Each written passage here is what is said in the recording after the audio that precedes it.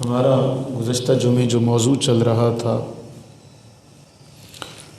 کہ اللہ رب العزت نے فرمایا کہ اے ایمان والو اللہ سے ڈرو اور دیکھو کہ تم نے کل کے لیے کیا تیار کیا ہے یا تم کل کے لیے کیا تیار کر رہے ہو۔ یا ایھا الذین آمنوا اتقوا اللہ، اے ایمان والو اللہ سے ڈرو، ولتنظر اور یہ دیکھو، غور کرو، نظر و فکر کرو کہ تم نے اپنی ذات کے لیے، اپنی جان کے لیے تم نے کیا آگے بھیجا ہے، کل کے لیے تم نے کیا تیار کیا ہے۔ جب ہم قرآن کریم پڑھتے ہیں اور ہمیں واضح طور پر یہ جملہ قرآن کریم میں ملتا ہے کہ وما خلقت الجن والانس الا لیعبدون، کہ ہم نے جنوں اور انسانوں کو اپنی عبادت کے لیے پیدا کیا۔ مقصد تخلیق انسان کا اللہ تعالیٰ کی عبادت ہے، اور ہماری جو زندگی ہے، یہ جو وقت ہے، وہ کہتے ہیں کہ وقت کسی کا سگا نہیں ہوتا۔ مراد یہ ہے کہ وہ کسی نے کہا نا، عمر رواں کی تیزی کا بیاں کیا، عمر رواں کی تیزی کا بیاں کیا، ایک برق کوند کر ادھر آئی ادھر گئی۔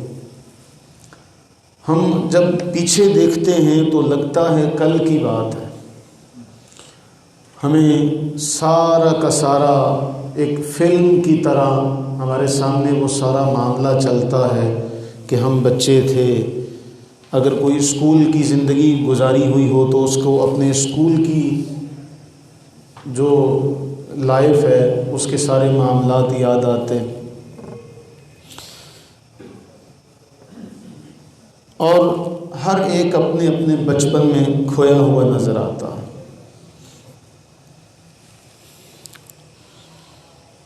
اور ہر انسان کو یوں لگتا ہے جیسے وقت بہت تیزی کے ساتھ گزر گیا، میں نے جو کچھ کرنا تھا میں وہ نہ کر سکا، لیکن گیا وقت کبھی بھی ہاتھ نہیں آتا۔ اسی لیے ہمیں اللہ رب العزت نے قرآن کریم میں ارشاد فرمایا کہ وَلْتَنْظُرْ نَفْسٌ مَا قَدَّمَتْ لِغَدٍ، کہ تم یہ دیکھو کہ تم نے کل کے لیے کیا تیار کیا، کل کے لیے تم نے کیا تیار کیا ہے۔ تو انسان کل کے لیے جب تیار کرنا چاہے گا تو اس کے لیے سب سے جو بنیادی بات ہے جس پر قرآن کریم نے زور دیا وہ ہے انسان کا اپنا تزکیہ کرنا۔ کیا کرنا؟ تزکیہ کرنا، اپنا یعنی اپنی ذات کو گناہوں سے پاک کرنا، اپنی ذات کو گناہوں سے پاک کرنا۔ جس طرح ہم نے کل کا جو سبق پڑھا تقویٰ کا، تو ہم نے اس میں بہت سارے اقوال پڑھے، انہی اقوال میں سے ایک قول ہم نے یہ بھی پڑھا کہ متقی تقویٰ، کہ اللہ تعالیٰ نے انسان کو پیدا کیا، اس کی زبان پر مخلوق میں سے کسی کا عیب نہ ہو۔ ہم اللہ نے قرآن کریم میں ہمارے لیے کیوں ارشاد فرمایا؟ آپ دنیا میں دیکھیں، آپ جانوروں کو دیکھ لیں، حسین ترین جانور موجود ہیں، پرندوں میں دیکھ لیں، بہائم میں دیکھ لیں، حیوانات میں، حشرات میں، ضرر رساں چیزوں کے علاوہ فائدہ پہنچانے والوں میں بہت سارے، کہ انسان ان کی خوبصورتی دیکھتا ہے تو دنگ رہ جاتا۔ وہ کسی اللہ والے سے کسی نے کہا تو وہ اللہ والے نے اسے جواب دیا کہ اڑنا کوئی بڑا کام نہیں ہے، اگر اڑنا کوئی بڑا کام ہوتا تو یہ مچھر مکھی بھی اڑتے ہیں. آپ اپنا تقابل کریں باقی ساری مخلوقات کے ساتھ، ان کی ایک دو چیزوں کو چھوڑ دیں کہ ایک دو چیزوں کو چھوڑ کر آپ مجموعی اعتبار سے دیکھیں. اللہ نے ساری مخلوق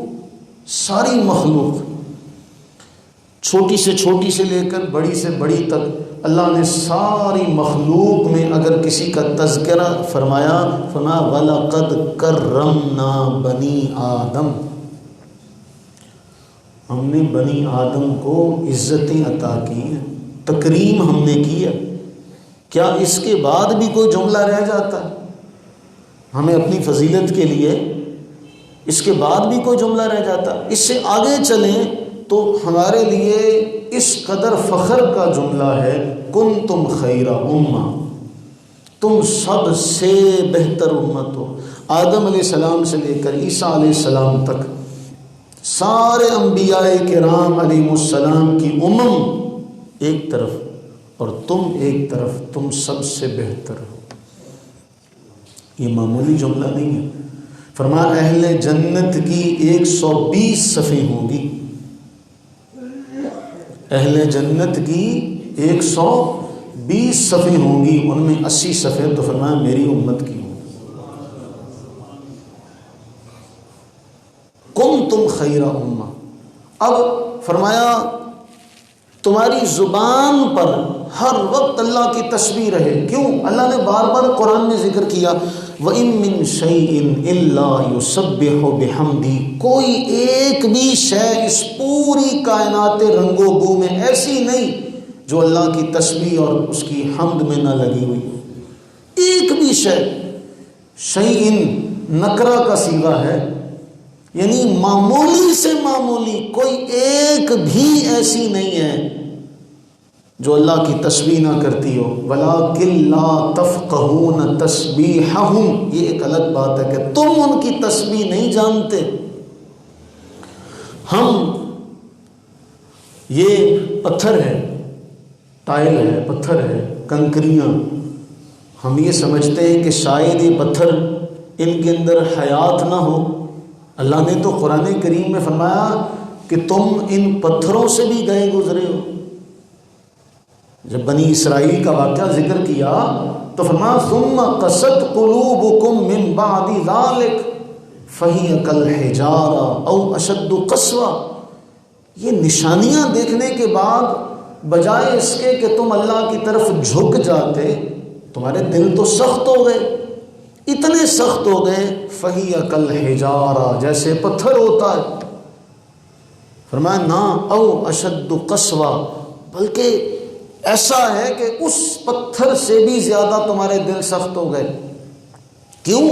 آگے پھر فرمایا وَإِنَّ مِنَ الْحِجَارَةِ لَمَا يَتَفَجَّرُ مِنْهُ الْأَنْهَارُ وَإِنَّ مِنْهَا لَمَا يَشَّقَّقُ فَيَخْرُجُ مِنْهُ الْمَاءُ وَإِنَّ مِنْهَا لَمَا يَهْبِطُ مِنْ خَشْيَةِ اللَّهِ، کہ بعض پتھر اللہ کے خوف سے پھٹ جاتے ہیں، ان میں سے پانی جاری ہو جاتا ہے، ویسے ہی گر جاتے ہیں اللہ کے خوف سے، خشیت سے. تم تو پتھروں سے بھی گئے گزرے ہو. گویا ہم اگر قرآن کا مطالعہ کریں تو قرآن ہمیں یہ بیان کر رہا ہے کہ یہ پتھر، ان کے اندر جو حیات ہے اس کا تعلق کس بات سے ہے. ابو داؤد کی وہ روایت ہم نے کئی بار پڑھی ہے. جب آج ہم شکر ادا کریں، ہم عالی شان انداز میں قالین پر پرشکو عمارت میں اللہ کی ہاں اللہ کے گھر میں بیٹھ کے اللہ کو یاد کرتے، وہ وقت بھی اپنے ذہن میں، اپنی دماغ میں لائیے گا کہ کائنات کی سب سے افضل ترین ہستی ہو، کھجوروں کی چھت ڈلی ہوئی ہو پتوں کی، بارش کا پانی سیدھا زمین پر آتا ہو اور وہ زمین دلدل والی ہو جاتی ہو، وہیں وہ سجدہ کرتے تھے. آج تو ہمیں ہوتا ہے جی ہمارے کاٹن مایا لگی ہے کپڑے، کہیں ان پر سلوٹیں شکنے نہ پڑ جائیں. وہ تو دلدل والی زمین پر سجدہ کیا کرتے تھے.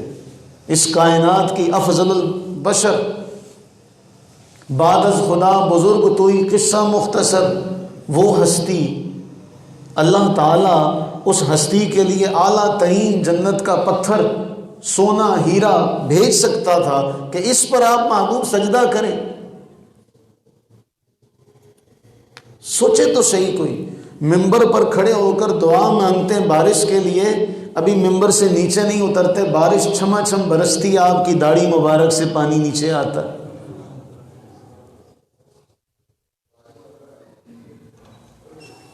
ہمارے ہاں سہولتیں ساری ہو گئی، اخلاص چلا گیا۔ اس دور میں صحابہ کرام علیہ رضوان کیا کرتے، وہ کنکریاں لے آتے، کنکریاں زمین پر بچھا دی جائیں تاکہ زمین جو ہے نا پانی باہر نکل جائے، زمین تھوڑی سی سخت ہو جائے۔ اب جس طرح چپس لگا دی جائے، اب وہ جب صفائی کرتے، کبھی آپ نے کچی زمین دیکھی ہو، جو اہل دیہات سے جو ہیں وہ جانتے ہیں اس بات کو، کہ جب کوئی جھاڑو لگایا جائے تو پتھر وغیرہ جو کنکر تھا وہ باہر نکل آتا۔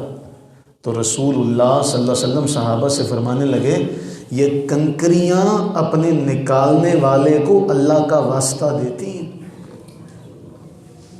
ائمہ محدثین اس کے تحت لکھتے ہیں، گویا انہیں اللہ کا ذکر سننے کو ملتا تھا، اللہ کا ذکر سننے کو ملتا تھا، اس لیے وہ نکالنے والے کو زبان حال سے کہتی ہے، ہمیں کیا پتہ یہ کنکر کیا کہہ رہا ہے، ہمیں کیا پتہ۔ رسول اللہ صلی اللہ علیہ وسلم، علامہ سیوطی خصائص کبریٰ میں نقل کرتے ہیں، کھانا لایا گیا، حضور نے فرمایا دیکھو یہ تسبیح کر رہا ہے، سنوائی۔ صحابہ کرام علیہ رضوان کو سنوائی، دیکھو یہ تسبیح کر رہا ہے۔ ہمیں نہیں پتہ، ہم نہیں جانتے، لیکن کیا پتہ، قرآن فرما رہا ہے وَلَٰكِن لَّا تَفْقَهُونَ تَسْبِيحَهُمْ، تم سمجھ نہیں رکھتے۔ اب یہ ساری باتیں ایک طرف، یہاں تک فرمایا یہ جو درخت ہیں یہ سجدہ نہیں کر سکتے، ان کا سایہ جو دائیں بائیں ہوتا ہے یہ اللہ کو سجدہ کر رہا ہوتا ہے۔ اندازہ کریں، اب قرآن پوری مخلوقات میں سے ایک ہماری تعظیم کا بیان کرے، وَلَقَدْ كَرَّمْنَا بَنِي آدم، اے بنی آدم ہم نے تجھے معزز بنایا، عزتیں دی، اور دوسری طرف قرآن جو بیان کرے کہ پتھر بھی اللہ کی تسبیح کرے، سجدہ بھی اللہ، جو درخت ہے وہ بھی اللہ کی تسبیح کریں، وہ خود نہ جھک سکیں تو ان کا سایہ اللہ کے حضور سجدہ کرے، تو پھر جو سب سے افضل ہے، جو سب سے اعلیٰ ہے، پھر وہ اپنا مقام و مرتبہ دیکھے۔ کہتے نا ماں باپ، جب کبھی دو بڑے اور چھوٹے کا معاملہ آ جائے تو ماں باپ ہمیشہ بڑے کو کہتے ہیں تو بڑا ہے، تو خیال کر لے، کرتے ہیں کہ نہیں کرتے؟ کہتے ہیں نا ایسا، وہ تو بڑا ہے، وہ بڑا کہتا ہے کہ ہر بار مجھے ہی ڈانٹ پڑتی ہے، میں بڑا ہوں تو پھر میری ذمہ داری بنتی ہے۔ تو آپ یہ تقابل کریں، اللہ نے ساری مخلوقات میں سے ان مخلوقات کی صفات بیان کی کہ زمین کی کوئی شے، زمین و آسمان کی کوئی شے ایسی نہیں جو تسبیح میں لگی ہوئی نہ ہو، اللہ کی حمد میں لگی ہوئی نہ ہو، اور اے انسان تو سب سے افضل ہے، سب سے اعلیٰ ہے، سب سے بہتر ہے، تو پھر تو اپنا مقام و مرتبہ تو دیکھ۔ اس کے بعد ہماری ذمہ داری کیا ہے؟ فرمایا متقی وہ ہے جس کی زبان سے کسی کا عیب نہ نکلے۔ یہ چھوٹا سا جملہ نہیں ہے، ہمیں لگتا ہے چھوٹا سا جملہ، جس کی زبان سے کسی کا عیب نہ نکلے۔ کیوں؟ تجھے اللہ نے زبان دی ہے، دیکھ تو جو چاہتا ہے بول لیتا ہے، باقی مخلوقات کو بھی دیکھ، وہ اللہ کی تسبیح کریں۔ تجھے اللہ نے اتنی عظیم نعمت زبان دی ہو تو اس سے لوگوں کی برائیاں کرے، تو اس سے لوگوں کی چغلیاں کرے، لوگوں کے عیب گنے۔ تیری زبان سے کسی کا عیب نہ ہو، بلکہ تیری زبان سے اللہ کی تسبیح، اللہ کی حمد، تسبیح اس کی جاری ہونی چاہیے۔ جبکہ باقی مخلوقات کے بارے اللہ نے یہ نہیں فرمایا کہ ان پر کرامن کاتبین بیٹھے ہوئے ہیں، ان کے ساتھ کرامن کاتبین لگے ہوئے ہیں کہ ان کی زبان سے جو لفظ نکلتا ہے الا رقیب عتید، اسے لپکنے والا لپک کے لکھ لیتا۔ ہمارے لیے فرمایا۔ اب کس قدر ہمارے لیے سوچنے کی بات ہے کہ ایک طرف ہمیں سب سے اعلیٰ قرار دیا، پھر ہم پر یہ ذمہ داری عائد کی کہ تمہاری ہر بات کو لکھا جا رہا ہے، اس کے باوجود بھی انسان کی زبان سے لوگوں کے عیب نکلتے رہے۔ سوچنے کی بات ہے۔ دوسری ہماری پہلی نشانی تو یہ ہے کہ تمہاری زبان پر کسی کا عیب نہ ہو۔ دوسری، فرشتے تمہارے اعمال نامے میں کوئی برائی نہ دیکھ سکے۔ ابھی کب ہوگا؟ وَلْتَنْظُرْ نَفْسٌ مَا قَدَّمَتْ لِغَدٍ، دیکھو کل کے لیے کیا تیار کر رہے ہو۔ تبھی ہوگا نا، تبھی ہوگا یہ کہ جب فرشتوں کو کوئی عیب ہی نہ ملے، یہ تبھی ممکن ہے نا کہ جب ہم کوئی گناہ کا کام کریں ہی نہ، تبھی ایسا ہوگا۔ اور فرمایا اللہ تمہارے دل میں کوئی میل نہ دیکھے۔ تو سب سے بنیادی چیز اپنا تزکیہ کرنا ہے۔ جو اپنا تزکیہ کر لے گا، اپنی صفائی ستھرائی کر لے گا، تصوف بہت بڑی نعمت کا نام ہے، بہت بڑی نعمت کا نام کہ تزکیہ کرنا۔ ہم نے تو تصوف کو بازاری ایک شے بنا دیا کہ ہر ایرا غیرہ نتھو خیرہ جو ہے وہ تصوف کا ٹھیکیدار بن بیٹھا۔ قرآن فرما رہا ہے سورہ طٰہٰ، فرمایا جنات عدن، جنات اونچی ہمیشہ کی جو سدا بہار جنتیں ہیں، سدا بہار جو باغات ہیں، تجری من تحتها الانہار، ان میں نیچے سے نہریں جاری ہوں گی، خالدین فیہا، ہمیشہ اس میں رہنا نصیب ہوگا، ہمیشہ اس میں خالدین فیہا دوام ہوگا۔ لیکن کس کے لیے؟ فرمایا وذالک جزاء من تزکا، یہ اس کو ملے گی جس نے اپنی صفائی کر لی، جس نے اپنی صفائی کر لی۔ آپ اسکول کے بچے کو دیکھیں، جب وہ پیپر دینے جاتا ہے تو پیپر پر جو بچے پڑھنے والے ہیں ان کو پتہ ہوگا، وہ اس کا جواب دے سکتے ہیں، کیونکہ صفائی کے ٹیچر بتا دیں صفائی کے کتنے مارکس ہوتے ہیں؟ کتنے مارکس ہوتے ہیں؟ 10 مارکس، صرف صاف ستھرا لکھنے کے، صرف صاف ستھرا۔ ایک آدمی نے لکھا صحیح ہے لیکن صاف ستھرا نہیں لکھا، اس کو نمبر ملیں گے؟ یہی سمجھ لیا جائے ہم بھی اعمال کر رہے ہیں، جتنے ستھرے کریں گے صفائی کے نمبر علیحدہ ملیں گے۔ وہ صفائی کے نمبر کیا ہیں؟ طہارت اچھی ہو، اچھا وضو ہو، یہ ہے صفائی ستھرائی، اچھا وضو ہو، پھر اس کے بعد قیام، رکوع، سجود، اس میں خشوع اور خضوع ہو، دوڑنے والی بات نہ ہو، ٹھونگے لگانے والی بات نہ ہو۔ فرمایا سب سے بدترین چور ہے سب سے نماز کا چور۔ تو ہماری فرمایا یہ اس کے لیے ہے جس نے اپنی صفائی کر لی، جس نے اپنی کیا کر لی؟ صفائی کر لی، تزکیہ کر لیا، خود کو گناہوں سے علیحدہ کر لیا۔ تو قرآن ہمیں بار بار یہ بیان کر رہا ہے، بلکہ فرمایا قد افلح من زکاہا وقد خاب من دساہا، کامیاب وہ ہوا جس نے اپنا تزکیہ کر لیا، جس نے اپنا کیا کر لیا؟ تزکیہ کر لیا، اور نامراد ہوگا وہ جس نے خود کو آلودہ کر لیا۔ جس طرح لکھنے والے کے لیے اگر غلط لکھا جائے تو اس کے لیے بچپن میں ربڑ ہوتی ہے، بڑا ہو جائے تو ریموور ہوتا ہے، اسی طرح سے اللہ تعالیٰ نے ہمارے لیے اگر گناہ ہو جائے تو ہمیں استغفار کی دولت دی ہے۔ معافی مانگ لو، جو ہو گیا معافی مانگ لو، اللہ سے استغفار کر لو، دیکھو کہ تم نے کل کے لیے کیا تیار کیا۔ وَلْتَنْظُرْ نَفْسٌ مَا قَدَّمَتْ لِغَدٍ، دیکھو تم نے کل کے لیے کیا تیار کیا۔ تو ہم اگر قرآن کریم کے اس جملے پر غور کریں تو ہماری زندگی کے کتنے شب و روز گزر گئے۔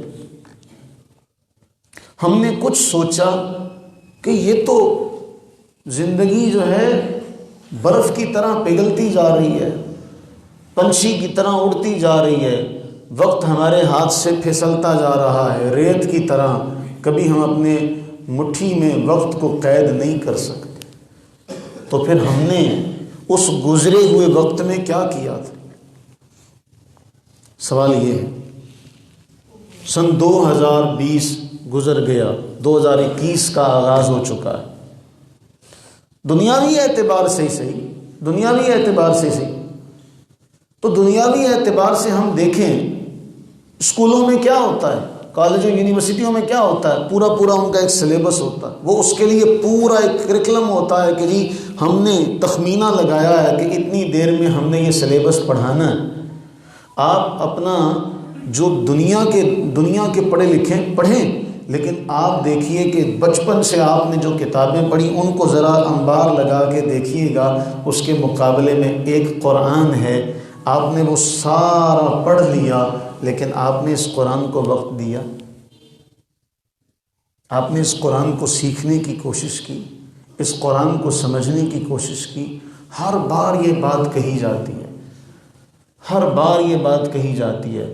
ہم تھوڑی دیر کے لیے اپنے اوپر ضرور اس کا لازمی کرتے ہیں کہ نہیں ہم پڑھیں گے، لیکن جیسے ہی وقت گزرتا ہے ہم وہی اسی جگہ پر کھڑے ہوتے ہیں۔ تو قرآن یہ جو فرما رہا ہے نا وَلْتَنْظُرْ نَفْسٌ مَا قَدَّمَتْ لِغَدٍ، یہ گیا وقت ہاتھ نہیں آئے گا۔ یہ گئے وقت کی، یہ جو گزر رہا ہے اس کی قدر کرو۔ جو اس میں نقصان ہو گیا وہ پورا ہو سکتا، جو اس میں نقصان ہو گیا ہم یہ سوچیں، سادہ سا حساب لگائیں کہ رسول اللہ صلی اللہ علیہ وسلم نے ہمیں یہ حکم دیا، ہم دیکھیں کہ میں نے صرف رات کے وقت یا ایک بار ہی سوچ لیں کہ میں نے اس پورے مہینے میں کتنی نیکیاں کی تھی اور ان کے بالمقابل گناہ کتنے کیے تھے، اور اگر میں نے نیکی کی تھی تو کتنے وقت کے لیے وہ نیکی میری رہی۔ رسول اللہ صلی اللہ علیہ وسلم نے فرمایا جماعت کے ساتھ نماز پڑھنے کا 27 گنا ثواب ہے۔ کتنا ثواب ہے؟ 27 گنا۔ ایک محدث کا واقعہ آپ کو سناؤں، ان کی ایک مرتبہ نماز رہ گئی، انہوں نے ایک بار پڑھنے کے بعد 26 مرتبہ اس کو نفلی صورت میں ادا کیا، اتنی رکعات کو 26 مرتبہ نفل کی صورت میں پڑھا کہ چلو عدد تو پورا ہو۔ آواز آئی گنتی تو پوری کر لی، فرشتوں کی آمین کہاں سے لاؤ گے؟ فرمانا جب تم نماز میں غیر المغضوب علیہم ولا الضالین کہتے ہو تو فرشتے تمہارے ساتھ آمین کہتے ہیں۔ فمن وافق تامینہ تامین الملائکہ غفر له ما تقدم من ذنبہ او کما قال، جس کی آمین فرشتوں کی آمین سے مل گئی، وہ کب ملے گی؟ جب وہ پوری توجہ سے سنے گا۔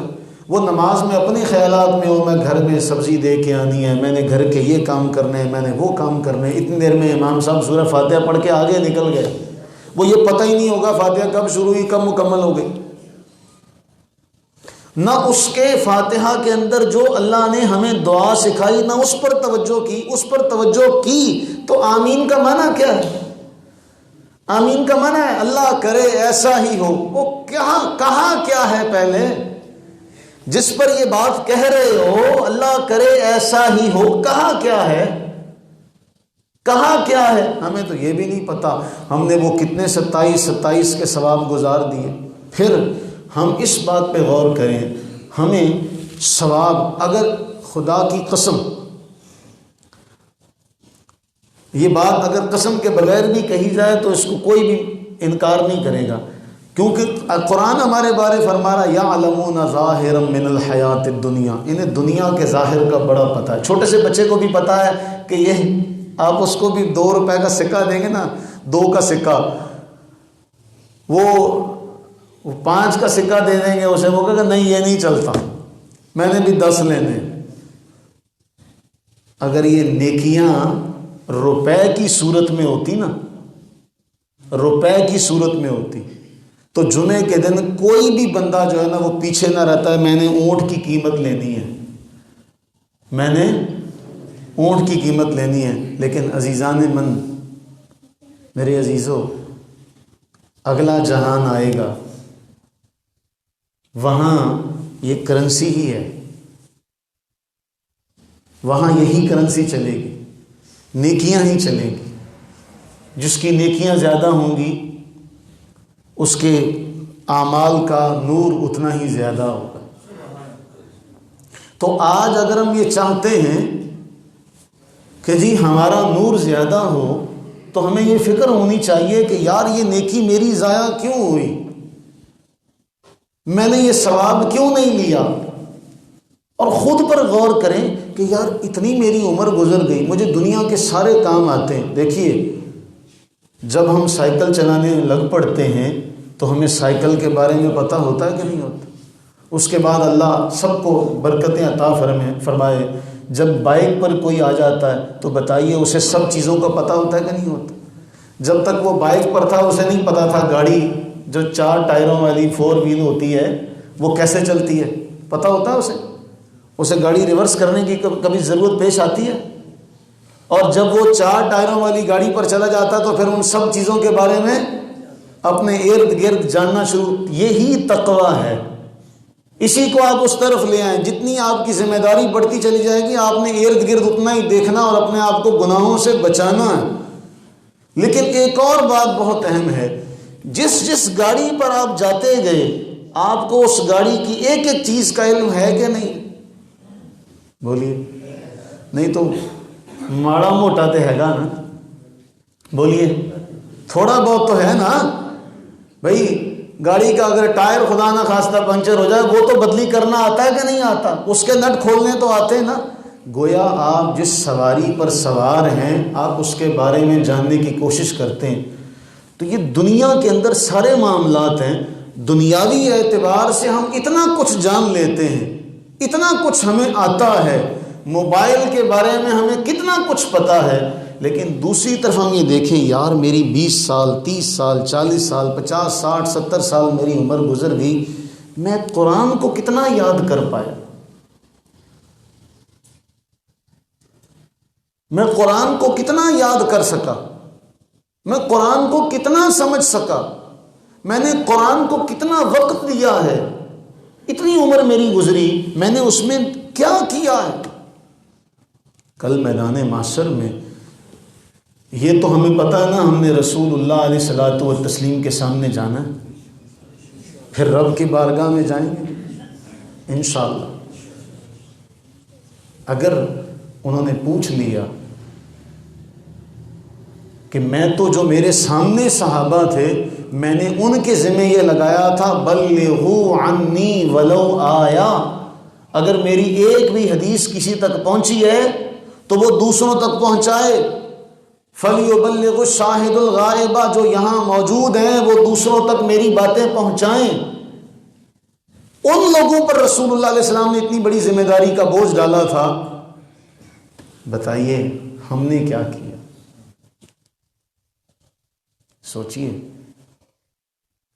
سوچئے ہم نے کیا کیا، ہم نے کیا کیا؟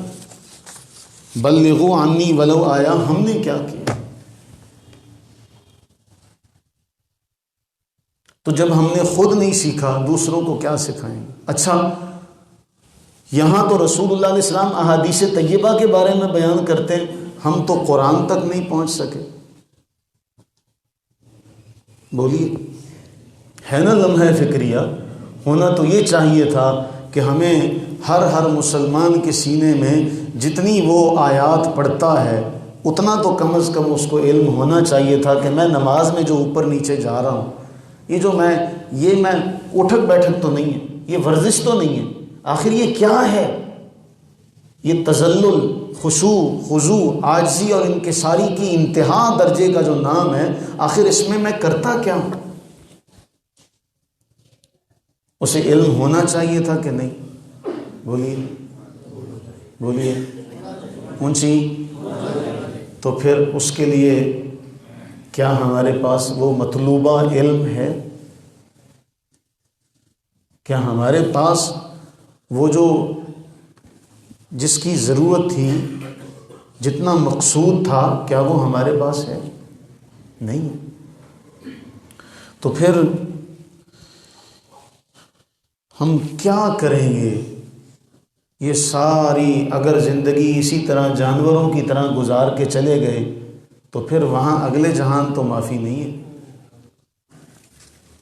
اگلے جہان تو معافی نہیں. اگلے جہان تو پھر یہ سب چیزوں کا حساب ہے کہ بتاؤ کیا کر کے آئے ہو. جامع ترمذی کی وہ روایت ہم نے کئی بار پڑھی ہے. فرمایا جب تک ان سوالوں کے جواب نہیں دے لے گا نا، تب تک وہ ہل نہیں سکے گا، اللہ کی بارگاہ میں کھڑا رہے گا. لا تزول قدم، اس کے قدم بھی ہل نہیں سکیں گے، قدم بھی ہل نہیں ہل سکیں گے وہ جب تک ان چیزوں کا جواب نہ دے دے. فرمایا سب سے پہلا سوال تو یہ ہوگا، بتاؤ عمر کیسے گزار کے آئے، کہاں گزار کے آئے؟ کیا جواب دیں گے؟ کہاں گزار کے آئے؟ عن عمرہ فیما افنا. پھر دوسرا، علم پر عمل کتنا کیا؟ ہم سب کو علم ہے کہ قبر ہمارے اعمال سے منور ہوگی، علم ہے. عمل اس کے برعکس ہے. ہمیں پتہ ہے کہ اللہ کی نافرمانی اندھیرا ہے، لیکن ہم اندھیرے میں اضافہ کرتے چلے جاتے ہیں. ہمیں پتہ ہے کہ ہماری یہ زبان اس لیے ہے کہ اللہ کی تسبیح، اللہ کی حمد، اس کی پاکیزگی بیان کرے، لیکن ہم اس زبان سے اور کام کرتے جو اس زبان کے شایان شان نہیں، جو اس زبان کے لائق نہیں. کہ اللہ نے تو ان کو زبان نہیں دی، وہ زبان حال سے اللہ کی بارگاہ میں سجدہ کریں. تجھے تو اللہ نے زبان بھی دی ہے، تو حال سے بھی کر سکتا ہے، قول سے بھی کر سکتا. پھر تیسرا، مال کہاں سے کمایا اور کیسے خرچ کیا.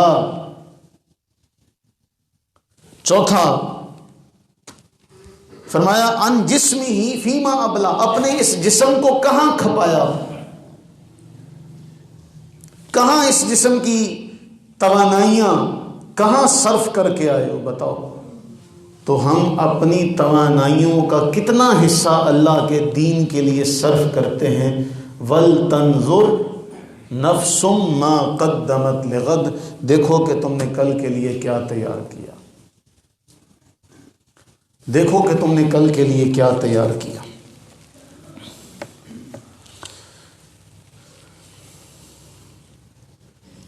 دعا کریں اللہ سے کہ اللہ تعالی ہمیں توفیق و ہمت نصیب فرمائے کہ ہم اپنی زندگی کی قدر کریں. اور خاص طور پہ میرے بچے، یہ جو آپ کی زندگی ہے نا، یہ بڑی قیمتی ہے، بہت قیمتی، بہت قیمتی ہے، بہت قیمتی ہے، اتنی قیمتی ہے، اتنی قیمتی ہے کہ آپ اس کا اندازہ نہیں لگا سکتے. اس لیے جب آپ بائک چلائیں، گاڑی چلائیں تو بڑے احتیاط سے چلائیں، اس لیے کہ آپ پر تو آپ کی اس بچپنے کا، میں جوانی نہیں کہوں گا، بچپنا ہے یہ، اس بچپنے کا شوق آپ پر سوار ہے، لیکن آپ کے پیچھے ایک پورا گھر ہے. اس ماں سے کوئی پوچھے جس نے آپ کو 9 ماہ پالا ہے، وہ مشقت اٹھانے کے بعد پھر اس مقام تک لانے تک آپ کے ماں اور باپ دونوں نے جو مصیبتیں اٹھائیں، قرآن نے ذکر کیا. قرآن ذکر کر رہا ہے کہ غم پر غم، دکھ پر دکھ، مصیبت پر مصیبت تمہاری ماں نے اٹھائی، تمہارے باپ نے اٹھائی. تو تم ان کو یہ صلہ دو گے، تم ان کو یہ صلہ دو گے کہ تم اس طریقے سے سترے بے مہار کی طرح. اور اگر آپ پڑھائی کے میدان میں ہیں تو پھر اپنے باپ کے پیسے کی قدر کریں. وہ آپ کے لیے محنت سے وہ مال کماتا ہے، جب کل کو آپ کو کمانا پڑے گا تو پھر تب تک پتہ نہیں چلتا. جب تک خود پر نہ آئے تب تک پتہ نہیں چلتا، لیکن اپنے ماں باپ کی قدر کریں، ان کے وقت کی قدر کریں، ان کے مال کی قدر کریں، اس لیے کہ یہ وہی ہیں جو اپنا سب کچھ اندر کا بھی نکال کے آپ پر نچھاور کرتے ہیں، نثار کرتے ہیں۔ دنیا میں کوئی آپ کو اس طرح اپنا مال نہیں دے گا جس طرح آپ کے ماں باپ نے آپ کے لیے اپنا سب کچھ قربان کیا، اپنے منہ کا نوالا بھی آپ کے منہ میں ڈال دیا۔ اس لیے اپنے لیے، اپنی زندگی کے لیے اور ان کی زندگی کے لیے، سب کے لیے فرمایا وَلْتَنْظُرْ نَفْسٌ مَا قَدَّمَتْ لِغَدٍ، وہ زندہ ہیں تو ان کی قدر کرو، وہ اس دنیا سے رخصت ہو گئے ہیں تو ان کے لیے یہ صالح ثواب کرو، ولد صالح کا مصداق بنو، اور اپنے بچوں کو بتاؤ، دادا کے بارے میں، نانا کے بارے میں، تایا چاچا کے بارے میں بتاؤ، ان کو صلہ رحمی کا سبق دو۔ اللہ سے یہ دعا کریں کہ باری تعالی ہم تمام پر اپنی رحمتیں برکتیں نازل فرمائیں۔